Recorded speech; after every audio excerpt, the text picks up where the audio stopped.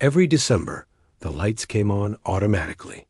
That was the first thing that didn't make sense. The mall had been closed for almost 9 years condemned after a fire gutted the east wing and left the rest unsafe. No power, no security, no reason for anything to turn on. And yet, every night in December, the old Christmas display lit up. Just the center court, just the Santa's chair. The Riverside Mall used to be the heart of our town. Families lined up to see Santa. Kids posed for photos beneath plastic snowflakes and fake pine trees. After the fire, the place was sealed off. Fences went up. Signs warned of structural collapse. Most people forgot it existed, except those of us who lived nearby. I worked night shifts at a gas station across the street. Between midnight and dawn, I had a clear view of the mall's glass atrium. Most nights it sat in total darkness, an empty shell. Until December. That's when the lights appeared. I'm not superstitious. I don't believe in curses or haunted places. I believe in faulty wiring, trespassers, coincidence. At least I used to. I'd been working nights for years, and when you're alone long enough, your brain fills silence with patterns. You start noticing things you'd normally ignore. Like the fact that the lights always turned on at exactly 12:24 a.m., never earlier, never later. At first, I laughed it off. Probably teenagers sneaking in, or someone using a generator. But it kept happening. Every night in December, 12:24 a.m., lights on 12:47 a.m., lights off. 23 minutes. Exactly. Always the same. The rest of the mall stayed dark. Only the Santa display glowed red chair, fake snow, a backdrop of painted winter trees. From across the street, it looked wrong, too clean, too preserved, as if it had been waiting. Before I tell you what I saw the night, I went inside. Pause for a moment. If you've ever noticed something in your town that shouldn't still exist, something everyone else ignores, leave a comment later. I want to know how many of us have places like this, because places remember things. The first real breach wasn't visual, it was audio. One night, as I locked up the gas station, I heard something faint through the cold air. At first, I thought it was a radio. Then I recognized it. A recording.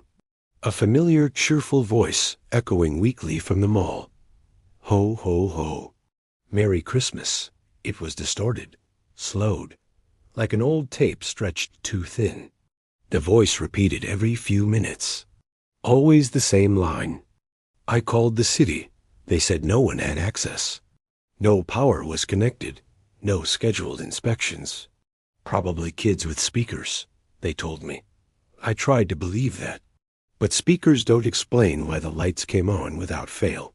Or why the voice sounded closer some nights than others. Or why one night the voice changed. December 18th. The lights came on as usual. But this time, Santa wasn't sitting right. From across the street, I could tell the chair wasn't empty anymore. Something dark filled it. A shape, too tall, too still. I told myself it was debris. A fallen decoration, until the head moved, just slightly. Breadcrumbs begin. Over the next few nights, details emerged. The Santa figure was never there during the day. The voice recordings grew longer. The phrases changed. Come closer. Don't be afraid. You're already late. The timestamp stayed the same. 12:24 to 12:47. Every night. On December 22nd, snow fell heavily. The roads emptied. My shift dragged on. At 12:24, the lights turned on, but brighter than before. I grabbed binoculars from my car. Santa was standing, not waving, not smiling, just standing beside the chair. The suit looked wrong, too faded, too loose, like it had been worn for decades without being washed. And the beard? It wasn't synthetic. I crossed the street. I don't know why. Curiosity, fear, that quiet pull you feel when something wants to be witnessed. The fence gate was open. Inside, the air smelled old. Burnt plastic and dust. The Santa display glowed ahead of me, humming faintly. And then I saw the sign behind the chair. A plaque I had never noticed before. In memory of our Santa minus 1997. I remembered then the fire, the missing children reports that followed, the man who played Santa, who never showed up for work one morning. The figure turned its head. The face beneath the beard was pale, sunken, smiling too wide. The voice spoke not from the speaker.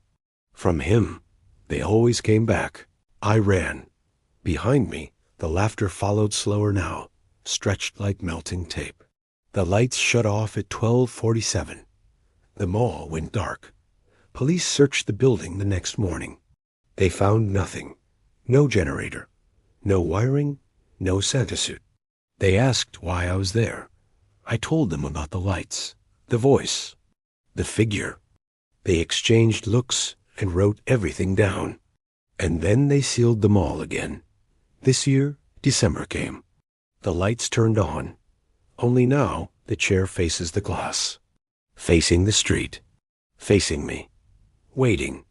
If you pass an abandoned place this winter and feel watched, don't ignore it. And if your town has a story, everyone stops talking about share it. Some secrets don't stay buried. They wait for December.